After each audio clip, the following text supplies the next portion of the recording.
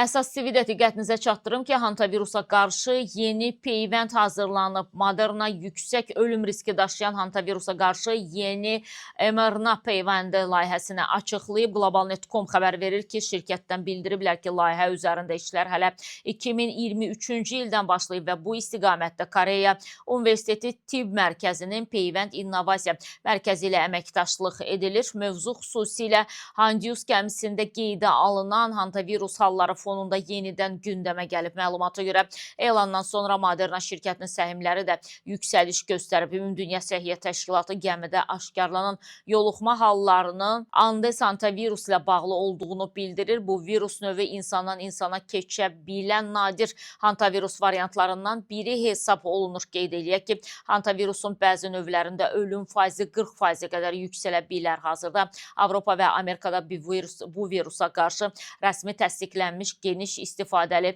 peyvənd mövcud deyil. Şirkətin hazırladığı yeni mRNA peyvəndinin gələcəkdə virusla mübarizədə mühüm rol oynaya biləcəyi bildirilir.